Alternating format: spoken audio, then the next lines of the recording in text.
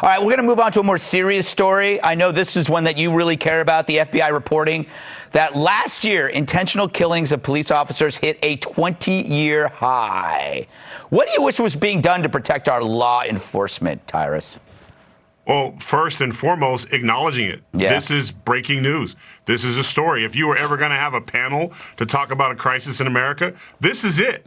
So, you defunded the police, you empowered the criminal element. You literally, every time a police officer has to make a tough arrest or someone resists arrest, the person is automatically Rosa Parks, and, the police officers are automatically evil. Even though, we've had some bad situations, but we never hear about it when it's on the other side. There's no information out there for officers, to be told, like, hey, these things are happening. Support your local police department. If you see someone who's talking about doing something bad to a cop, report it. For over 39 years, I was a police officer in Milwaukee, Wisconsin. For 15 of those years, I was the sheriff of Milwaukee County. I've done everything you can do as a cop, from walking the beat to investigating murder to running the agency. I've met a lot of cops of every race, ethnicity, and background. Here's what I can tell you. Cops are not perfect. That's not a news flash, but this might be. They don't have to be perfect. They have to be excellent. And most officers reach excellence every single day and often under very difficult circumstances, circumstances you can't imagine and wouldn't want to if you could. Perfection is an unattainable goal. Cops are ordinary human beings, like everyone else. Lawyers, surgeons, and baseball players, they make mistakes. But no profession works harder to correct its mistakes. You can mark social progress by the improvements made by police departments over the last 50 years. Today, police are more professional, better educated, and better trained than at any time in their history. You wouldn't know it, though, if you listened to self-serving, self-righteous politicians and activists. In their version of history, the police are the villains of the story, not its heroes. Like everything else this crowd does, they've got it all backwards. The police aren't the problem. The politicians and activists are. The police didn't create the failed urban policies that have locked people into generational poverty. The police aren't responsible for fatherless homes, failing schools, and bad lifestyle choices. And they sure as hell aren't responsible for the lack of respect shown to police officers. It is this lack of respect for authority, fostered over decades by the progressive left and its fear the police narrative, that has led to the needless deaths of so many young black men. When Officer Darren Wilson told Michael Brown to get out of the middle of the street in Ferguson, Missouri, did Brown comply? No. When officers in Baltimore told Freddie Gray to stop resisting arrest, did he comply?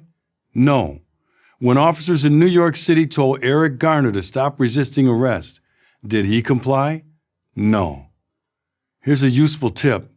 If you want to avoid a bad outcome with a police officer, follow this simple rule. When a cop gives you a lawful command, obey it, even if you disagree. Whatever problem you are experiencing is not going to be settled on the street. People with complaints need to use the process established for that purpose. Though cops don't have the final say, they do in that moment. How you react can be a matter of life or death. But the idea that a law-abiding citizen has to fear the police is a terrible and destructive lie. Let's get some perspective. In 2014, 990 people were killed in police use of force incidents. Does that sound like a lot? Did you know that according to a Johns Hopkins study, that same year medical errors killed 250,000 people? Yet activists aren't marching in the streets demanding that the medical profession be reformed. Why not? Why is it that the people who protect you from the bad guys, and I've seen these bad guys close up, are the subject of distrust and anger?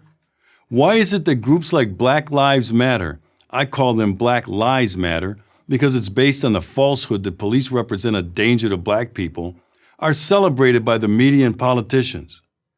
All this is taking its toll on cops, and even more tragically, on the law-abiding citizens in the neighborhoods that most need a strong police presence.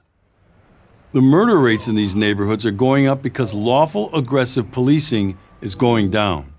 Heather McDonald of the Manhattan Institute has explained why. She calls it the Ferguson effect. And it's real. It's also common sense. Why police officers reason: put your career at risk if 30 seconds of smartphone video taken out of context can destroy it. Here's the truth. Police aren't afraid of walking the streets or being shot by random criminals. They're afraid of being involved in an incident that would label them forever as trigger-happy racists. Are there bad cops? I know firsthand that there are.